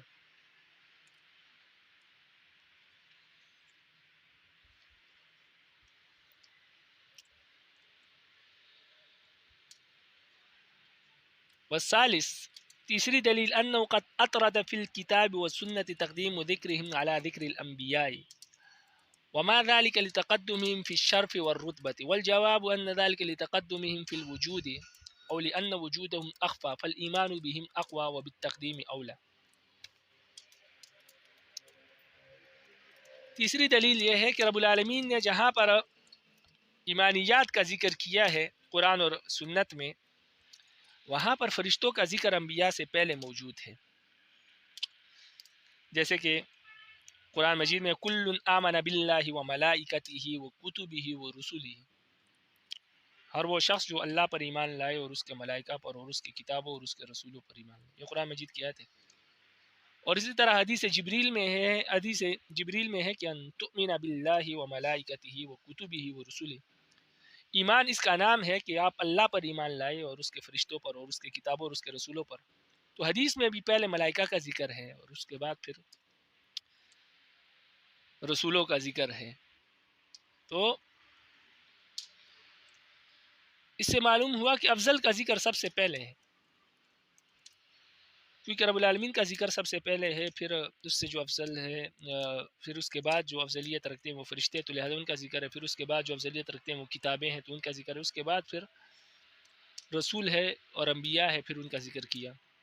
تو فرماتے ہیں یہ فرشتوں کا انبیاء سے پہلے ذکر ہونا قرآن اور حدیث میں اس بات کی دلیل ہے کہ یہ افضل ہے انبیاء سے۔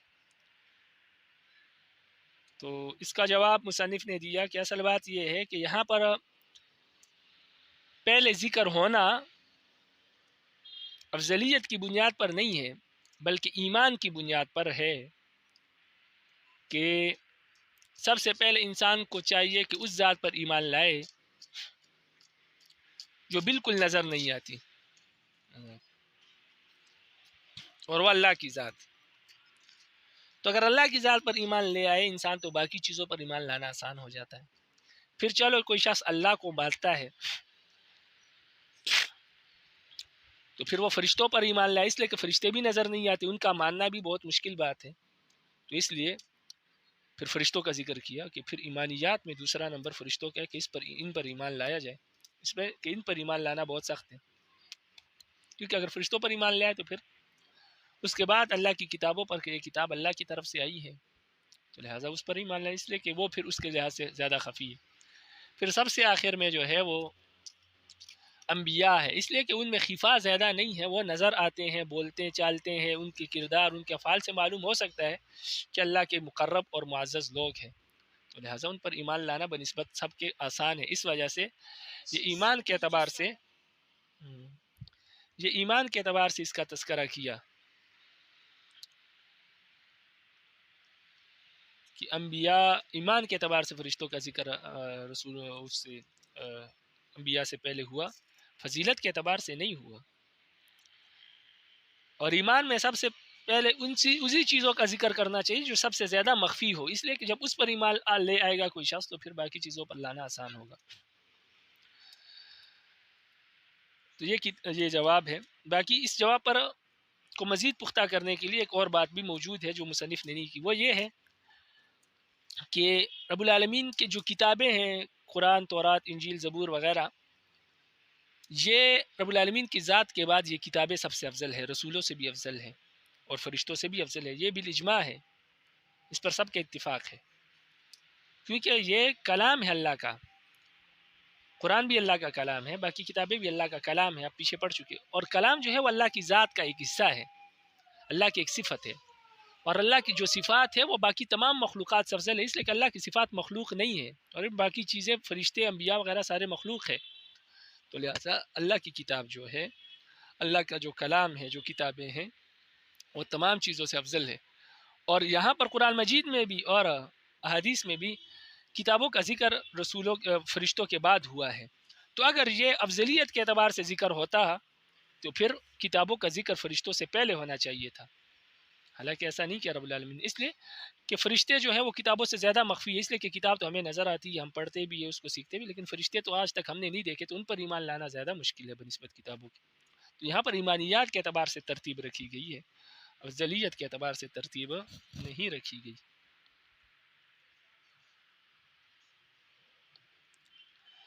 تو اب آپ عبارت کو دیکھیں، فرماتے ہیں الثالث، تیسری دلیل، انه قد اطرد في الكتاب والسنة تقدیم ذکرهم على ذکر الانبیاء. فرماتے ہیں کہ کتاب و سنت میں رب العالمین نے اور اس طرح نبی علیہ السلام نے فرشتوں کے ذکر کو مقدم رکھا انبیاء کے ذکر پر. وما ذلك لتقدم في الشرف والرتبة، اور یہ اس وجہ سے ان کا ذکر مقدم رکھا کہ وہ رتبے میں اور شرافت میں جو ہے وہ انبیاء سے افضل ہے، اس وجہ سے ان کا ذکر بھی پہلے کیا گیا.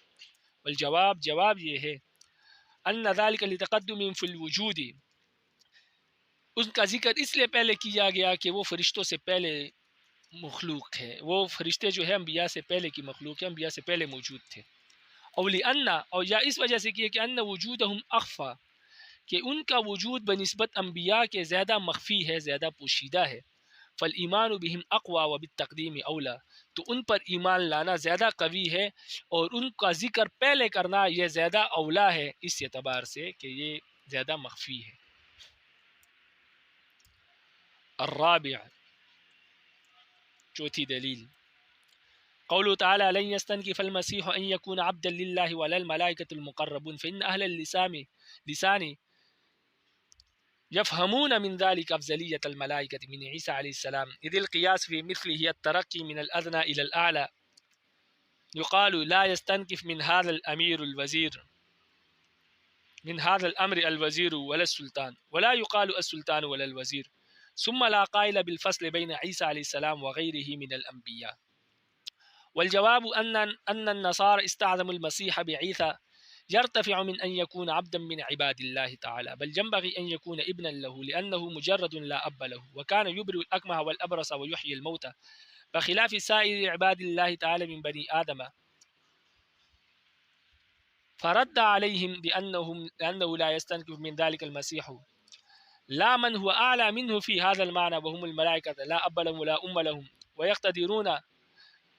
ويقدرون بإذن الله على فعل أقوى وأعجب من إبراء الأكمه والأبرص وإحياء الموتى. فالترقي والعلو إنما هو في أمر التجرد وإظهار آثار القوية لا في مطلق الكمال والشرف، فلا دلالة على أفضلية الملائكة. والله سبحانه وتعالى أعلم بالصواب وإليه المرجع والمآب. اس کتاب کی اور معتزلہ کی اور فلاسفہ اور اشاعرہ کی آخری دلیل اور اس کا جواب. آخری دلیل یہ ہے کہ قرآن مجید کی آیت ہے کہ لن یستنکف المسیح ان یکون عبدا للہ ولا الملائکۃ المقربون، کہ اللہ کی بندگی کرنے سے عیسیٰ علیہ السلام بھی نہیں شرماتے اور مقرب فرشتے بھی نہیں شرماتے. فرماتے ہیں کہ اس طرح کی مثال سے ہر وہ شخص جو عربی جانتا ہے وہ اس مثال سے یہی بات سمجھتا ہے کہ اس آیت میں یہ بتلایا گیا ہے کہ عیسیٰ علیہ السلام فرشتے جو ہیں وہ عیسیٰ علیہ السلام سے افضل ہے، اور جب عیسیٰ علیہ السلام سے افضل ہے تو باقی تمام انبیاء جو ہے اور عیسیٰ علیہ السلام وہ تقریباً ایک ہی طرح ہے، وہ بھی انبیاء ہے یہ بھی نبی ہے، تو جب عیسیٰ علیہ السلام سے افضل ہے تو باقی تمام انبیاء سے بھی افضل ہے۔ تو یہ بات ہے۔ باقی آپ اب یہ سمجھے کہ عیسیٰ علیہ اس آیت میں فرشتوں کا عیسیٰ علیہ السلام سے افضل ہونا کیسے سمجھ میں آتا ہے۔ تو مثال دے کر سمجھایا کہ دیکھو کہ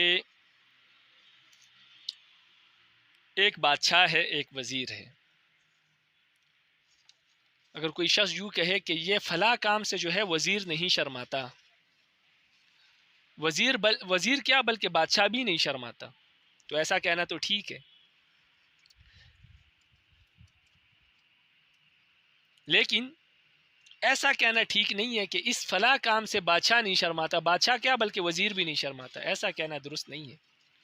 اس لیے کہ بعض اوقات کام ایسا ہوتا ہے کہ بادشاہ اسے شرماتا ہے، اس لیے کہ اس کا رتبہ اور اس کی عظمت اور شرافت وزیر سے بڑھ کر ہوتی ہے، اور وزیر اس کام سے نہیں شرماتے، اس لیے کہ وزیر کی حیثیت جو ہوتی ہے بادشاہ کے برابر نہیں ہوتی۔ تو ایسا کہنا تو ٹھیک ہے کہ وزیر نہیں شرماتا، ہو سکتا ہے بادشاہ شرماتا ہو۔ مثلا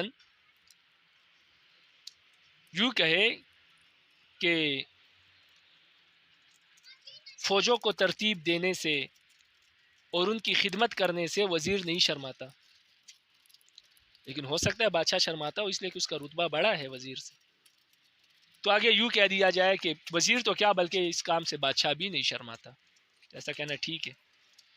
لیکن اگر کوئی یوں کہے کہ اس کام سے بادشاہ نہیں شرماتا، بادشاہ کیا بلکہ وزیر بھی نہیں شرماتا، تو یہ کہنا درست نہیں ہے، اس لیے کہ جب بادشاہ نہیں شرماتا جس کا رتبہ بڑا ہے، تو پھر وزیر کی کیا حیثیت کہ وہ اس کام سے شرمائے، تو اس لیے ایسا کہنا درست نہیں ہے۔ تو اس طرح کی مثالوں میں جہاں پر شرمانے کا ذکر ہوتا ہے یا اس طرح کی کسی بات کا ذکر ہوتا ہے، وہاں پر جو ہے ادنا کا ذکر پہلے کیا جاتا ہے اور اعلیٰ کا ذکر بعد میں کیا جاتا ہے۔ جیسے میں نے بار بار کہا کہ اس کام سے وزیر نہیں شرماتا، یہ ادنا ہے، اس کا ذکر پہلے ہوا، پھر بعد میں اعلیٰ کا ذکر ہوتا ہے، وزیر کیا بلکہ بادشاہ بھی نہیں شرماتا۔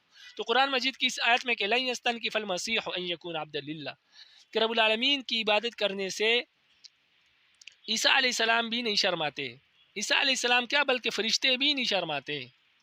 تو اس آیت سے معلوم ہوا کہ ادنا کا ذکر پہلے ہوتا ہے اور اعلیٰ کا بعد میں ہوتا ہے، تو لہٰذا عیسیٰ علیہ السلام ادنا ہے، اس وجہ سے ان کا ذکر پہلے کیا اور پھر فرشتوں کا ذکر بعد میں کیا۔ اور اس طرح کی مثالوں میں ایسا ہی ہوتا ہے، الٹ نہیں کر سکتے کہ افضل کا ذکر پہلے کرو اور پھر بعد میں جو ہے مفضول کا ذکر کرو، جیسے کہ بادشاہ کا ذکر پہلے کرو اور بعد میں جو ہے آپ وزیر کا ذکر کریں، تو ایسا درست نہیں ہے۔ اسی طرح یہاں پر بھی ایسا نہیں ممکن کہ عیسیٰ علیہ السلام افضل ہو اور ان کا ذکر پہلے کر دیا اور فرشتے جو ہیں وہ غیر افضل ان کا ذکر بعد میں کیا۔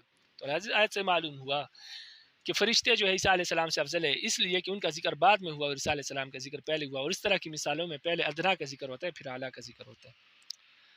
دلیل آپ سمجھ گئے، اب اس کا جواب سنیں۔ جواب یہ ہے کہ جواب سے پہلے یہ تمہید سنیں آپ کہ اصل بات یہ ہے کہ عیسائی جو تھے وہ عیسیٰ علیہ السلام کی بہت زیادہ تعظیم کرتے تھے اور ان کو بہت بڑا جانتے تھے، اور اس بڑا جاننے کی بلکہ ان کو خدا بنا لیا تھا۔ اور اس بڑے جاننے کی وجہ کیا تھی؟ اس بڑے جاننے کی وجہ یہ تھی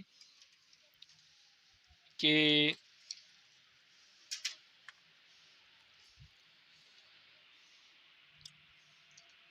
انہوں نے دیکھا کہ عیسیٰ علیہ السلام بغیر باپ کے پیدا ہوئے ہیں، تو انہوں نے کہا یہ تو بہت بڑی ذات ہے جس کی پیدائش اس طرح انوکھی حیثیت سے ہوئی ہے کہ ان کا باپ موجود نہیں ہے اور ان کی پیدائش ہوگی۔ اور اس کے بعد جب وہ بڑے ہوئے تو وہ مادرزاد نابینا کو بینا کر دیتے تھے، حالانکہ اس کا علاج کسی کے پاس نہیں ہے پوری دنیا میں کہ جو مادرزاد نابینا ہے اس کو بینائی عطا کرے کوئی، لیکن یہ معجزہ رب العالمین کو عطا کی۔ اسی طرح برس جو کوڑ کی بیماری ہے، کوڑ کے بیمار پر ہاتھ پھیرتے اس کو ٹھیک کر دیتے، مردوں کو کہتے قم باذن اللہ، وہ کھڑے ہو کر باتیں کرنا شروع کر دیتے۔ تو انہوں نے دیکھا کہ آدم علیہ السلام سے لے کر آج تک اس طرح کے معجزات کسی کو نہیں دیے گئے، تو انہوں نے اس بنا پر سمجھا، اور آدم علیہ السلام سے لے کر آج تک اس طرح کوئی بغیر باپ کے پیدا بھی نہیں ہوا، تو انہوں نے سمجھا کہ ان باتوں کی وجہ سے انہوں نے ان کو بہت بڑا افضل سمجھا، بہت فضیلت دی، اور اللہ کا بیٹا تک بنا لی۔ تو جب انہوں نے اس وجہ سے عیسیٰ علیہ السلام کو فضیلت دی، تو رب العالمین نے اس آیت میں عیسائیوں پر رد کیا ہے، فرمایا اگر تم اس وجہ سے عیسیٰ علیہ السلام کو اتنا بڑا سمجھتے ہو، اور اس وجہ سے تم سمجھتے ہو کہ عیسیٰ علیہ السلام کی عبادت کی جائے بلکہ عیسیٰ علیہ السلام کسی کی عبادت نہ کرے، تو فرمایا کہ اللہ کی عبادت کرنے سے عیسیٰ علیہ السلام جن کو یہ فضیلتیں حاصل ہے اور بغیر باپ کے پیدا ہوئے ہیں، وہ اللہ کی عبادت سے نہیں شرماتے۔ عیسیٰ علیہ السلام کیا بلکہ اس کام میں، ان حیثیتوں میں عیسیٰ علیہ السلام سے جو بڑھ کر ہے، جو کہ فرشتے ہیں، اس لیے کہ عیسیٰ علیہ السلام صرف بغیر باپ کے پیدا ہوئے، وہ بغیر ماں باپ کے پیدا ہوئے، ان کا نہ باپ ہے نہ ماں ہے۔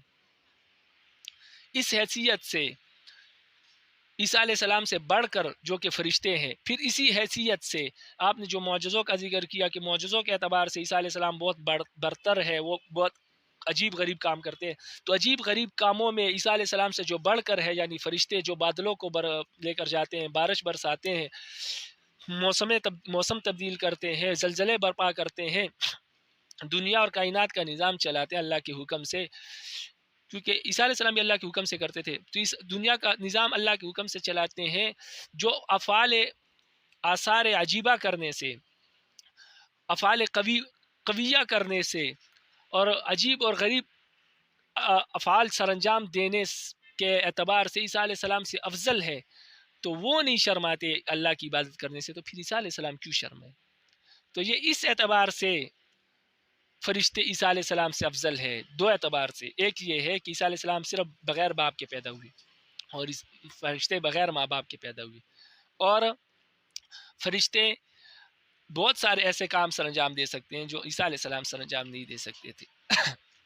تو فرمایا رب العالمین نے کہ ان حیثیتوں کے اعتبار سے، جن حیثیتوں کے اعتبار سے آپ نے عیسیٰ علیہ السلام کو فرشتوں سے، آپ نے عیسیٰ علیہ السلام کو خدا کا بیٹا بنا لیا، جس حیثیت کے اعتبار سے، ان حیثیتوں میں تو فرشتے ان سے افضل ہیں، اور جب عیسیٰ علیہ السلام عبادت سے نہیں شرماتے تو یہ کیا بلکہ جو اس حیثیت سے ان سے افضل ہے، اس حیثیت سے، میں بار بار حیثیت کی بات کر رہا ہوں، اس حیثیت سے، یعنی امر تجرد میں، تجرد کہتے ہیں بغیر ماں باپ کے پیدا ہونے میں یا بغیر باپ کے پیدا ہونے کی تجرد، تو تجرد میں اور آثار قویہ کے ظاہر کرنے میں، معجزات اور عجیب غریب کام ظاہر کرنے میں جو عیسیٰ علیہ السلام سے افضل ہے، یعنی فرشتے، وہ اللہ کی عبادت سے نہیں شرماتے، تو پھر عیسیٰ علیہ السلام کیوں شرمائے؟ تو یہاں پر مطلق فضیلت نہیں دی گئی ہے، یہاں پر صرف ان امور میں فضیلت ہے، اور یہ عیسائیوں پر رد کرنے کے لیے یہ آیت نازل کی گئی۔ تو اس آیت میں صرف یہ بات ثابت ہوتی ہے کہ امر تجرد میں فرشتے جو ہے وہ عیسیٰ علیہ السلام سے اعلیٰ ہے، اس لیے کہ وہ بغیر ماں باپ کے ہیں، اور عیسیٰ علیہ السلام کی تو ماں موجود تھی، باپ نہیں تھا۔ اور اسی طرح اثار افعال قویہ کو ظاہر کرنے میں، مختلف امور سر انجام دینے میں فرشتے جو ہیں وہ عیسیٰ علیہ السلام سے اعلیٰ ہے اور افضل ہے۔ تو ان دو چیزوں میں فضیلت ہے اس آیت میں، اور ان دو چیزوں سے فضیلت ثابت نہیں ہوتی، میں نے پہلے کہا، تو ان دو چیزوں میں فرشتے جو ہے عیسیٰ علیہ السلام سے اعلیٰ ہے، لیکن اس سے مطلق فضیلت ثابت نہیں ہوتی، مطلق فضیلت جو ہے عیسیٰ علیہ السلام کو ہی حاصل ہے۔ تو یہ جواب ہے اس آیت کا۔ تو اس آیت کو آپ سمجھے نہیں ہیں، باقی ہم بھی کہتے ہیں کہ آپ کی بات درست ہے، لیکن یہاں پر جو ہے مطلق فضیلت نہیں ہے، صرف امر تجرد اور اظہار آثار قویہ میں تجرد فضیلت ہے۔ فرماتے ہیں الرابع، چوتھی دلیل قولہ تعالی، رب العالمین کا یہ قول ہے کہ لن یستنکف المسیح ان یکون عبدا للہ ولا الملائکۃ المقربون، کہ نہیں شرماتے عیسیٰ علیہ السلام اللہ کی عبادت کرنے سے، اور نہ مقرب فرشتے شرماتے ہیں۔ فإن اہل لسان، فرماتے ہیں کہ اہل لسان جو کہ عربی سمجھتے ہیں، یفہمون من ذلک، اس آیت سے وہ بخوبی آسانی سے سمجھ سکتے ہیں کہ افضلیت الملائکۃ من عیسیٰ علیہ السلام، کہ اس آیت میں ملائکہ کی فضیلت جو عیسیٰ علیہ السلام پر ثابت کی گئی ہے، اذ القیاس فی مثل، اس لیے کہ اس طرح کی مثالوں میں ترقی من الادنی الی الاعلی، ادنا سے اعلیٰ کی طرف ترقی ہوتی ہے، یعنی پہلے ادنا کا ذکر ہوتا ہے پھر اعلیٰ کا. یقال، جیسے کہ کہا جاتا ہے، لن یستنکف من هذا الامر الوزیر ولا السلطان، کہ اس کام سے وزیر نہیں شرماتا، وزیر کیا بلکہ بادشاہ بھی نہیں شرماتا. ولا یقال والسلطان ولا الوزیر، ایسا نہیں کہا جا سکتا کہ اس کام سے بادشاہ نہیں شرماتا، بادشاہ کیا بلکہ وزیر نہیں شرماتا، اس لیے کہ یہ مثال دینا درست نہیں ہے. ثم لا قائل بالفصل بین عیسیٰ علیہ السلام وغیرہ من الانبیاء، پھر اس بات کا کوئی شخص بھی قائل نہیں ہے کہ عیسیٰ علیہ السلام اور دیگر انبیاء میں کوئی فرق ہے. تو لہٰذا جب عیسیٰ علیہ السلام سے فرشتوں کا افضل ہونا ثابت ہو گیا تو باقی انبیاء سے بھی افضل ہونا ثابت ہو گیا. ہم فرماتے بات ایسی نہیں ہے. والجواب، اس دلیل کا جواب یہ ہے کہ ان النصارى استعظموا عیسیٰ المسیح، نصارہ جو ہے وہ مسیح علیہ السلام یعنی عیسیٰ علیہ السلام کی بہت تعظیم کرتے تھے. بحیث، لیکن تعظیم اس اعتبار سے کرتے تھے کہ یرتفی من ان یکون عبدا من عباد اللہ تعالی، وہ اتنی تعظیم کرتے تھے کہ عیسیٰ علیہ السلام کو اللہ کے بندوں میں سے ہی نکال دیا. تو انہوں نے کہا یہ اللہ کے بندے نہیں، یہ تو خود اللہ کے بیٹے ہیں. بل ينبغي ان يكون ابن اللہ، بلکہ انہوں نے کہا مناسب یہ ہے کہ عیسیٰ علیہ السلام اللہ کے بیٹے ہو. کیوں بیٹے ہو؟ لأنه مجرد لا اب له، اس لیے کہ وہ مجرد ہے، ان کا باپ موجود نہیں، بغیر باپ کے پیدا ہوئے. وكان يبرئ الأكمہ، اور اس لیے اللہ کے بیٹے ہیں کہ وہ بینا کو اندھا کر دیتے ہیں، مادرزاد نابینے کو. والابرص، اور کوڑ کے بیمار کو ٹھیک کر دیتے ہیں. ويحيي الموتى، اور مردوں کو زندہ کرتے ہیں. بخلاف سائر عباد اللہ تعالی من عباد بنی آدم، بخلاف آدم علیہ السلام کے باقی اللہ تعالیٰ کے باقی بندوں کے، آدم علیہ السلام سے لے کر اب تک، کہ وہ ایسا نہیں کر سکتے اور ان میں سے نہ کوئی بغیر باپ کے پیدا ہوا ہے. فردا، تو جب ان کا یہ عقیدہ تھا کہ اس اعتبار سے تو عیسیٰ علیہ السلام بہت افضل ہے، تو اس اعتبار سے تو وہ اللہ کے بندے نہیں ہونے چاہیے بلکہ اللہ کے بیٹے ہونے چاہیے. تو اللہ کہتے ہیں کہ جب اس اعتبار سے، اس وجہ سے ان کو اللہ کا بیٹا بنا رہے ہو، تو پھر فرشتے جو اس اعتبار سے ان سے افضل ہیں، تو پھر ان کو اللہ کا مخلوق کیوں مانتے ہو؟ تو جب وہ اللہ کی مخلوق ہے فرشتے، تو پھر عیسیٰ علیہ السلام بھی اللہ کے مخلوق ہیں. تو یہ ہے خلاصہ. تو فرماتے جب ان کا یہ عقیدہ تھا تو فرد علیہم، تو رب العالمین نے ان پر رد کیا، تردید کی ان کی، اس اعتبار سے کہ انہ لا یستنکف من ذلک المسیح ولا من هو اعلی منہ فی هذا المعنی. فرماتے کہ عیسیٰ علیہ السلام اللہ کے بندے ہونے سے نہیں شرماتے، اور عیسیٰ علیہ السلام کیا بلکہ جو اس سے اعلیٰ ہے اس معنی کے اعتبار سے، یعنی تجرد اور اظہار اثار قویہ کے معنی کے اعتبار سے جو اس سے افضل ہے، وہم الملائکہ، جو کہ ملائکہ ہے، الذین لا اب لهم ولا ام لهم، جن کا نہ کوئی باپ ہے نہ کوئی ماں ہے. ویقدرون باذن اللہ تعالی علی افعال اقوی، اور وہ اللہ کی اجازت سے، اللہ کے حکم سے افعال قویہ کرنے پر قادر ہے. وہ اعجب من ابراء الاکمہ، اور وہ ایسے افعال قویہ ہے کہ جو مادرزاد نابینے کو بینا کرنے سے بھی زیادہ عجیب کام ہے. والابرص، اور اسی طرح برس کے بیمار کو ٹھیک کرنے سے بھی زیادہ عجیب غریب کام ہے. واحیاء الموتى، اور اس طرح مردوں کو زندہ کرنے سے بھی عجیب ہے، یعنی بارشوں کو برسانا، اور اس طرح دیگر امور، دنیا کائنات کے جتنے بھی امور ہیں، وہ ایسے افعال قویہ ہے کہ جو ان تمام عیسیٰ علیہ السلام کے معجزوں سے بھی زیادہ عجیب اور غریب ہے. تو فرشتے جو ہیں اس اعتبار سے عیسیٰ علیہ السلام سے اعلیٰ ہے، اس معنی کے اعتبار سے. فالترقی والعلو انما هو فی امر التجرد واظہار الاثار القویہ، تو لہٰذا اس آیت میں جو ترقی ہوئی ہے ادنا سے اعلیٰ کی طرف، عیسیٰ علیہ السلام کا ذکر پہلے ہوا پھر فرشتوں کا، تو فرماتے ہیں یہ ترقی اور علو جو ہے یہ انما ہوا فی امر التجرد واظہار الاثار القویہ، یہ صرف مطلق امر تجرد میں ہے، یعنی کہ اس کا کوئی باپ نہیں ہے، تو فرشتوں کے ماں باپ دونوں نہیں ہیں. امر تجرد میں صرف ترقی اور علو ہے. وہ اظہار الاثار القویہ، اور آثار قویہ کے اظہار میں ترقی اور علو ہے. لا فی مطلق الکمال والشرف، مطلق کمال میں، مطلق افضلیت اور شرف میں کوئی ترقی نہیں ہے. یہاں پر مطلق افضلیت ثابت نہیں ہوتی اس آیت سے. فلا دلالت علی افضلیت الملائکہ، تو لہٰذا اس آیت میں ملائکہ کی افضلیت ثابت نہیں ہوتی مطلقاً عیسیٰ علیہ السلام سے، بلکہ صرف اس اعتبار سے کہ وہ عیسیٰ علیہ السلام سے امر تجرد کے اعتبار سے اور افعال آثار قویہ کے اعتبار سے اعلیٰ ہے. اور یہ تو ہم مانتے ہیں کہ ان کا نہ ماں باپ دونوں موجود نہیں ہے، اور وہ ایسے امور سر انجام دیتے ہیں جو انبیاء بھی سر انجام نہیں دیتے. لیکن افضلیت کا معیار اس پر نہیں ہے،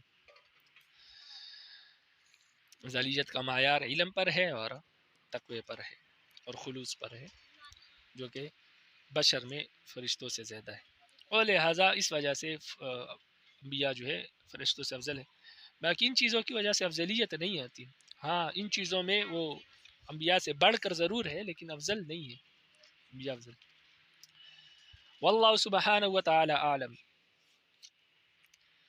رب العالمین کی ذات جو کہ پاک ہے، بلند ہے، عالم بالصواب، وہی درست بات کو جانتے ہیں۔ یہ تمام کتاب جو ہم نے ذکر کی اس میں کچھ غلطیاں بھی ہوں گی لیکن درست بات اللہ جانتے ہیں۔ وَإِلَيْهِ الْمَرْجِعُ الْمَآبُ، اور اسی کی طرف ہم نے لوٹ کر جانا ہے اور اسی کی طرف ہمارا آخری ٹھکانہ ہے۔ تمت، کتاب ختم ہو گئی، شرح عقائد کی یہ جو کتاب ہے یہ ختم ہو گئی انشاءاللہ، اور رب العالمین ہم سب کو اس پر جو پڑھا سنا اس پر عمل کرنے کی توفیق نصیب فرمائے، اور اس پڑھنے پڑھانے کو ہمارے لیے اور مصنف کے لیے ذخیرہ آخرت بنائے۔